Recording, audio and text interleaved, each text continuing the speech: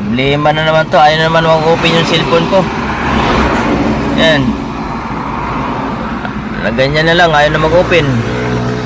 Pag ino-off mo, na-off naman siya. Yan, nabubuhay siya. Kasi pag tinats mo, ayaw na ma-open yung mga ano. Naipit na naman siguro to. Good morning. Panibagong araw, panibagong vlog na naman ko yung bao. So vlog natin ngayon is bad trip. Hindi good news. Nakakalungkot kay cellphone natin na may problema. So nakakalungkot siya. Hindi ko alam kung paano ako makauwi ngayon ng Malabon, ng Maynila. So nandito tayo ngayon sa Ilocos, San Fernando. So problema yung cellphone natin, aberya. Alright, pakita ko lang yung nangyari ng cellphone ko, yung ginagamit ko sa paglalamob. Yung cellphone ko nasira, ayaw na touch, hindi na siya ma-open, kaya hindi ko siya magamit. Kawawa na yung paano ko gamitin na nandito ako ngayon sa Ilocos. Ano na to siya La Union. So hindi ko alam kung paano to buksan, kung ipapagawa ko. So wala na akong pera para pagawa, dahil yung binayad sa akin sakto lang naubos. Tinap up ko pa, ginas ko pa, so may naiwan na tira, 1.5 na lang, 1,000. Wala na akong magagawa nito, kundi ipagawa yung cellphone ko. Kasi pag hindi ko ipagawa, hindi ako makakakuha ng pasahero, hindi ko maka-open ng lalam ko. So buti kung makatakbo tayo, makakuha tayo ng papunta doon. Wala nga, tumakbo na ako, nandito na ako malapit sa, lampas na ako sa Pugo.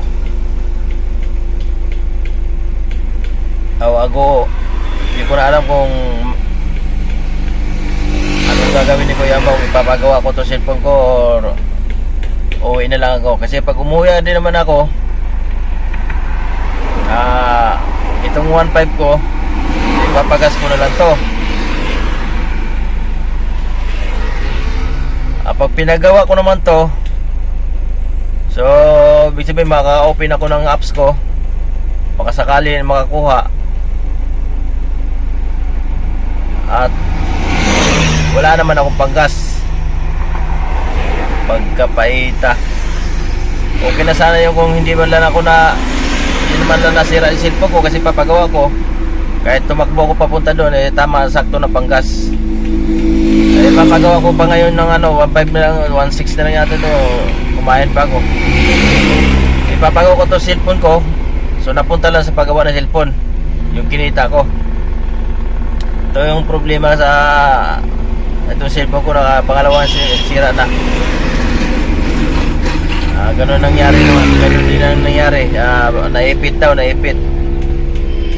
So papagawa ko naman to. Kinita natin napunta lang sa cellphone. Wala na. Bihira na nga lang makabook. Bihira na makakuha ng booking. Isa-isa na lang maghapon. Nakaraan araw talaga wala akong bubong hapon. Wala nakuha. So napakapait. Talagang surrender na to. Hindi na maganda yung lalamove.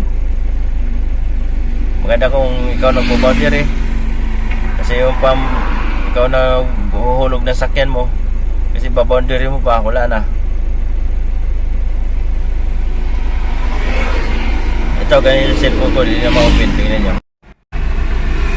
Ayan. Pag pindutin mo siya, ayaw. Pero pag i-off mo siya, na-off naman siya. Yun na siya, Kaso password niya, may password kasi ito, ayaw. Wala na naman pindot. Kaya i-off mo siya, Kahit i-off mo siya, wala. Ayaw talaga matouch. So papagawa na naman natin to. Kawawa naman Kuya Ambaw. Napunta lang kinita natin sa cellphone.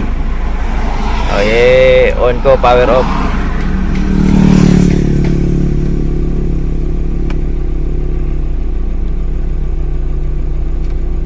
Yan, power off. Kahit pindutin natin yung power off na yan, ayaw. Isang pindot lang dati yan eh.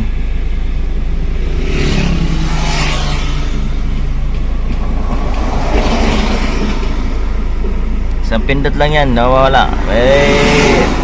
SOS dito na, kahit na itong SOS. Yan.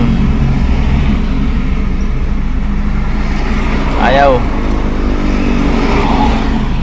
mapindot na talaga. Ito na, off naman siya, oh. Yan, off siya. Open, kaso wala na. Kailangan patingin ko na to ngayon. Kasi hindi ako makakuha.